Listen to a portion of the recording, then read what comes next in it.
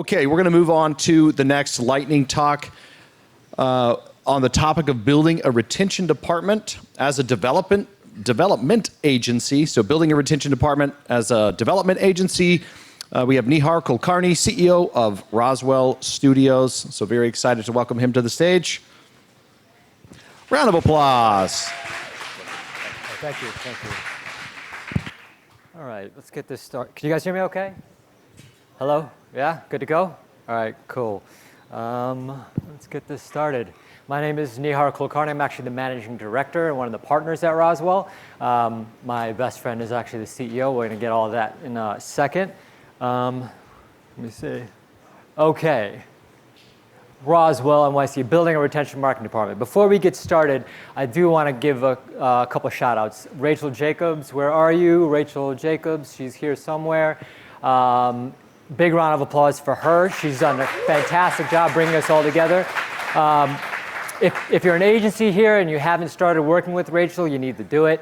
Everybody at Roswell calls her my therapist. I've been working with her for 3 years. She's been able to really transform the way we do things at Roswell and help us build it to what it is today.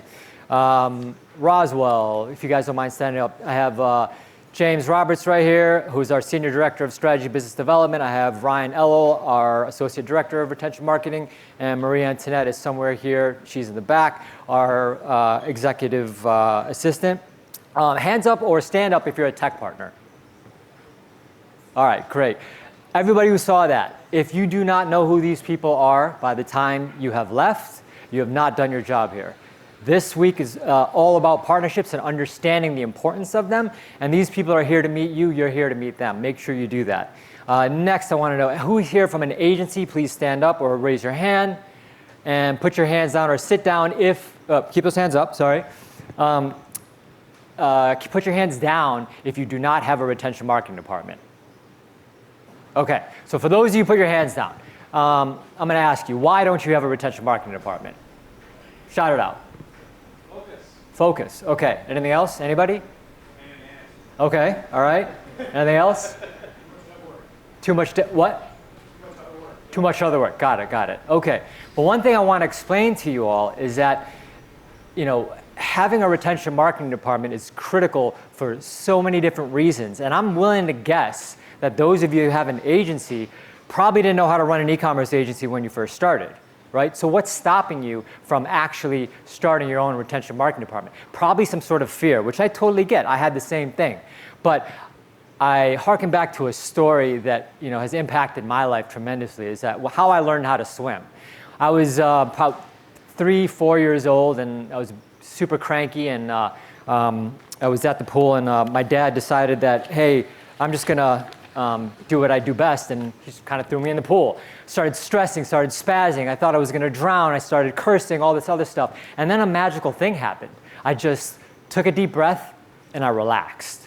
And instantly at that moment in time, I started to be able to float. I started to be able to doggy paddle and do the basics. And I apply that to a lot that I do into my life. Forgot these slides, sink or swim, just do it.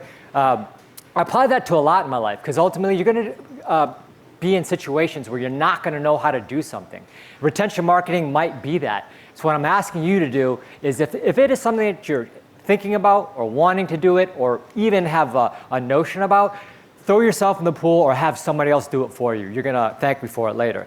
I've applied that to a lot in my life, and we're going to talk a little bit about that today.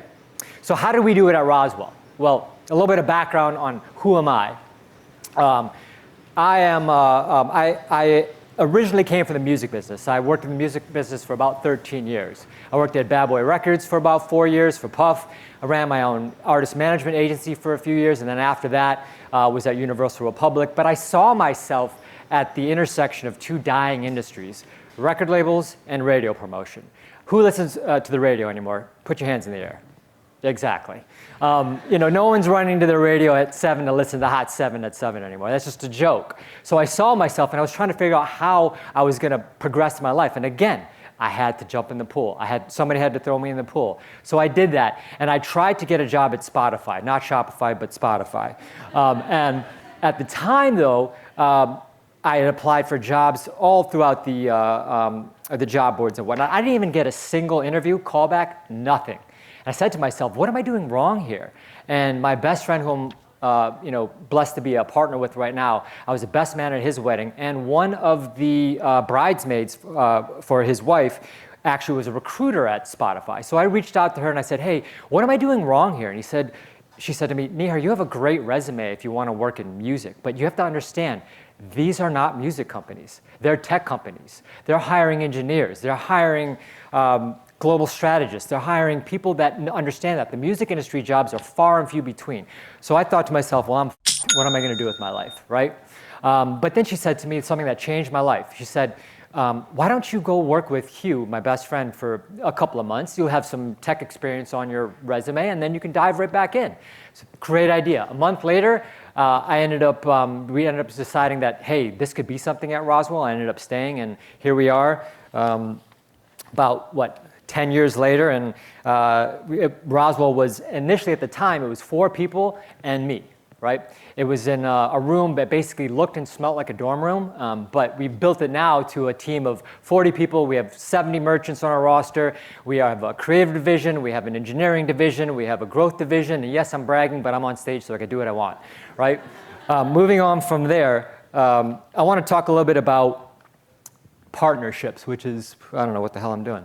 Okay, there we go. Partnerships, really critical. Now, Roswell had the distinct privilege of timing. We came up during the dawn era of the modern e-commerce agency. I want to say like 2015, 2016, 2017, in that era. Now, did we have the ability to start working with a lot of these tech platforms first? Yes, but the principles I'm going to tell you remain the same. I realized that all the dev work we were doing included Klaviyo, included Recharge, included a reviews platform, loyalty. So I wanted to become a student of the game. That's the first step that you need to do. Understand who are the major players out there, understand what is their value prop and how that can apply to your merchants, understand the dev requirements if you're a dev agency, and how that works. Then reach out to them and establish a partnership. That is step one. No one's going to say no to you. Again, all the tech platform representatives that are in the room today, they're here to meet you, establish that partnership, and understand what type of value that you can convey to them. And that is step one, essentially. I had, again, the distinct privilege of starting in the partnership game when it was the dawn of the e-commerce agency. Put it in perspective, O'Shane O'Connor, I don't know if anybody knows that, or Rob Barr, probably a couple of you guys do, walked into my office in 2016 and asked us if we wanted to be Recharge partners. There were 15 people at the time. How many people in this room know Recharge? Raise your hand. Of course, and now there are 500 people, $4 billion market valuation. But the point being is that the relationship started there. And that's not to brag, because the second point I'm going to tell you about retention marketing and being an agency partner, which is critical. If you are emailing support at xyz.com to be able to get answers, your merchants can do that on their own. You need to have your own relationships there and use the same principles that I have. Go to events like this, network, meet people, but establish those relationships, because when you need to do something for your merchant, you need to be able to reach out to somebody and get an answer that afternoon or the very next day. Otherwise, you are of no value to the merchant because they can do that themselves. Klaviyo was one of the most critical partnerships that really established and made Roswell what it is today. Michael Ng, Scott knows him. He was our original partner manager when they were 30 people. We became a partner of Klaviyo when they were 30 people in 2016. Obviously, you guys are what, 700 people right now, 9 billion something market valuation, whatever the case may be. But what was fantastic about that, and this is point 3, is work with your partner manager to understand how to set up a retention marketing program. So Michael Ng at the time actually helped me create our first email marketing offering. It was so basic. It was basically the welcome series, the abandoned checkout, and win back, those 3. Now, the reason that's important is because understanding those basics right there makes you a team of one. I was the retention marketing department. It's now 12 people at Roswell, but I was the retention marketing department, and I needed to understand how to make it effective. And what I did was understand what Michael taught me from Klaviyo and also understand the KPIs to target. very important. If you guys want to write this down, please do, or just make a mental note. But one of the critical things, start with Klaviyo and help your merchants understand that 3 to 5% of your unique users per month should convert to your email list. 3 to 5% of them should immediately purchase through your welcome series, basically at your average order value. Using that information, you can reverse engineer what the profitability or the ROI can be from an effective email marketing strategy. Start there. Again, start with the basics.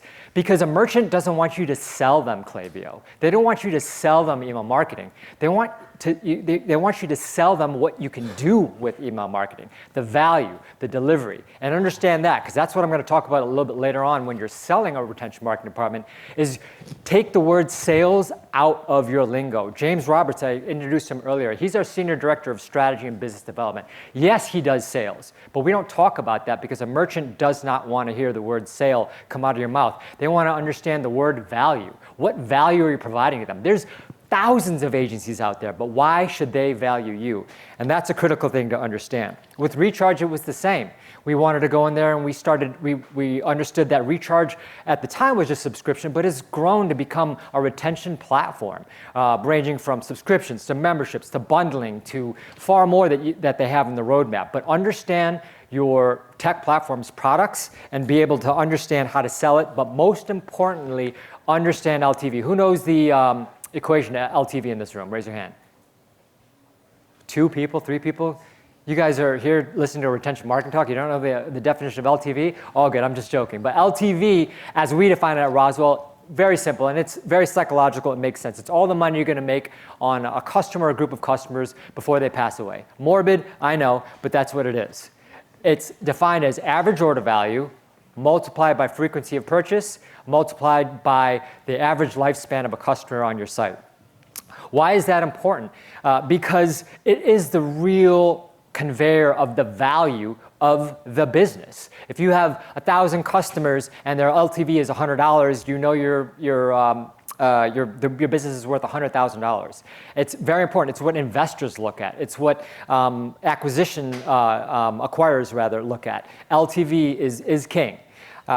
And it's really important for you to convey that and understand how to increase average order value. The one factor you can control with retention marketing, frequency of purchase. The reason that is important is because if you look at Google Analytics for a properly optimized retention marketing strategy, you're going to see that your returning users, not returning customers, returning users are coming back to your site at a rate of about 35% of your overall users. And they need to be converting at 2x the overall conversion rate. Again, the reason I'm telling you this is because if they're not there, you can reverse engineer what the profits can be or the ROI when you do get them there. And that's a huge sales tactic that I know we use all the time. Moving on to sales. So how do you sell retention marketing? Well, it helps if you are a killer salesperson with enough confidence to stare down a pit bull. Yes, I'm bragging about myself, but again, I'm here and I can do that. But really, it's important to educate your merchants. That's critical. And I'm going to read this a little bit because there's some important points that you should understand. Is that if you need to let your merchants know that if you're not diversifying away from just top of funnel strategies, paid ads, SEO, and direct traffic, it's a race to the bottom. We have a merchant that James and I were just talking to this week, and she asked us a question. She's like, sales have been a little bit soft for the last 4 days. Is something wrong with Shopify? And I was like, there's about 9 million merchants or whatever it is out there on Shopify. I'm sure it's not a Shopify problem. But we pointed out the fact that all she was depending on was paid ads. And I used to promote parties back in the day when I worked in the music business, and I can't expect the same people to come to my events every single week, just like a merchant can't expect the same customers to come back and buy over and over again unless you have a proper retention marketing strategy in place that helps them to understand why they should come back. And that's the first and foremost thing I'm going to say is diversifying away from top of funnel strategies. Why? Because you can get their math. When you have a proper pop-up model, like I said earlier, 3 to 5% of your unique users on a monthly basis should be converting. When you have that in place, you can capture their email address, their mobile number, their on-site user preferences. There's things you can do in Klaviyo called custom preferences where you can trap it in an email and basically say this customer clicked on dresses, they have a Boolean true or false, being true that they like dresses or they like t-shirts or they like, they're interested in curly hair, whatever the case may be, but you learn so much from all of that, and that's critical to help them understand. Because if you don't know enough about your customers, you can't retarget them.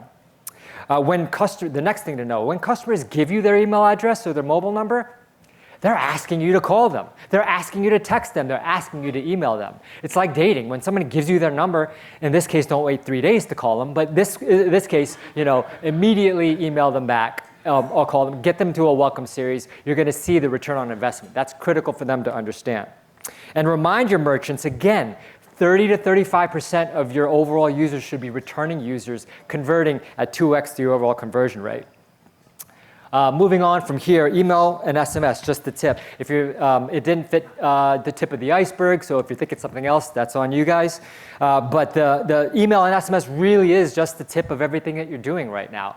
You have loyalty out there. We have a very strong relationship, and we work very closely with Loyalty Line. Make sure you establish partnerships with those key players right there. Subscriptions and memberships is the next pillar in retention marketing. You have reviews, you have customer service, you have affiliate marketing, you have on-site UGC, platforms like Gorgeous and whatnot.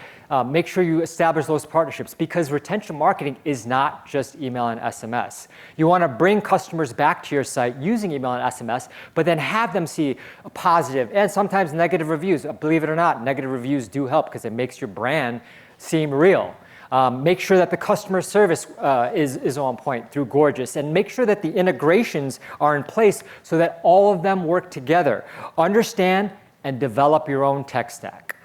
Having a tech stack and going armed with that into a merchant sales presentation is critical, because you'll have an answer for everything. When they ask you about something, you don't have to say, I'll get back to you on which customer service platform or which loyalty program makes the most sense. You already know the answer. And that way you can go out there and you're armed. When you're in a sales pitch and you have the answers even before they ask the question, you're going to be able to close a deal a lot faster. The next thing that's really important is to productize.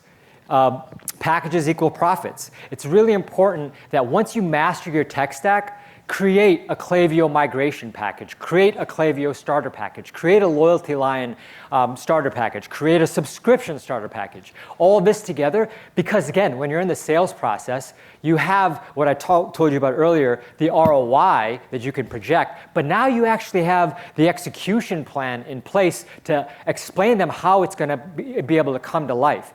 Not only that, you can, when you package and productize it, you can also plan your operations to be able to have the resources and manpower in place to be able to do so, which is something I've worked very closely with Marcel, who's going to be talking a little bit later about profit, I believe, and optimizing what you do in your agency in terms of making sure, we call it the cash flow, P&L, cap management operations triangle. If any one of those three is out of whack, which is what I've learned with Marcel, you are going to be making deals that don't make sense, and you're going to be at a race to the bottom for your own agency. How am I doing on time? Am I good? Okay, quick. All right, I'm going to run through the rest of this. Partnerships are everything. Make sure you rely on results, not marketing and promotion. Establish partnerships with everybody. Make sure you take the demo, and don't expect leads right away. Anybody who has kids, you probably won't leave your kids with any babysitter. Why do you think a brand would give you a lead? They don't know you. They haven't vetted you. You have to earn your stripes. You need to start with the basics, as I said earlier, and make sure that you understand and you can deliver on that. Understand who you are. I can't stress that enough. You can't price like Roswell prices. I'm not saying that in a negative way, but we've been doing this for years. When you're starting out, price for the agency you are, not for the agency you want to be. From there, I want to talk a little bit about how to scale. Well, you need people, right? So there are so many individuals in this room and across the industry that have moved from agency to tech platforms, back to agencies, and so on and so forth. You have so much talent. You don't need to find people and teach them. There are people out there that know how to do it already. Also, find your lieutenant. We were blessed enough to have Emily Roberts, who's our VP of Retention Marketing. She came from a brand. Find your lieutenant, trust that person, teach them the motto. The next thing I want to talk about is, what is your motto? Our motto at Roswell is that we are in the business of building businesses. Yes, we're an e-commerce agency, but what we really do, we build businesses. Understand what that is and make sure everybody on your team operates in that same way. Go to as many events as you possibly can, develop those relationships, and make sure that everybody on your team understands what your motto is. And finally, don't get cocky. It's really easy to do that once you start getting a few deals under your belt. But understand that what I like to do is project confidence and sell just beyond the point of what I think I can deliver. Why? Because it pushes you to make that happen. You don't want to go too far over the edge, but just enough. And I really like to make my team feel uncomfortable. And I know that sounds weird, but I grew up thinking that the moment I feel comfortable, you're not really growing. And there's a reason that sharks keep swimming, because if they don't, they're going to die. And that same sort of philosophy, make sure your team is just a little bit uncomfortable so that they keep learning and they keep growing. Finally, understand that partnerships are earned. You need to make it happen. And so you have to trust that so you have to charge that trust battery with all of your partners. They're not just going to give you leads. And if they do give you a lead, it might be a stinker. We've had plenty of stinkers in our life that we've lost money on. But when you do a good job with that lead, they understand that you could deal with the difficult merchant. They're going to start throwing you bones. Don't expect every bone you get to smell good, because they won't. But understand that you need to make sure that they work. Coming to the close of everything here, once you have graduated and you truly have a retention marketing department, you can market yourself as a full-service e-commerce agency. That's a huge thing to be able to do. We market ourselves as a full-service e-commerce agency. Brands want to be able to go to a one-stop shop. The other important thing is that when you bring in leads through dev, you can immediately funnel them into retention marketing. If they come in through retention marketing, you can funnel them into a design project when retention marketing may go soft, and then into development, and so on and so forth. The last thing I want to say is, after we graduate, is that retention marketing works both ways. It works for your merchants, and it works for yourself. Because as an agency, all of your merchants aren't going to want all of your services all the time. Just not going to happen. Some of your merchants will want all of your services all the time, but most will need some here and there. So the important thing to think about is that if you're offering retention marketing, if you're offering SEO, if you're offering all these different aspects that I'm encouraging you guys to grow in, when a merchant comes into one, if something goes soft, you can funnel them into another thing. Keep your P&Ls, data, and optimize your revenue based on what you can actually do with your cash flow and your operations. And then finally, monitor the business environment. Right now, everybody's talking about a recession coming up. Retention marketing has never been more important. The first thing to go when a recession comes is that extra spending, but retention marketing, they don't. Because retention marketing, when you educate your merchants, as most people know, they convert at 2x the overall conversion rate.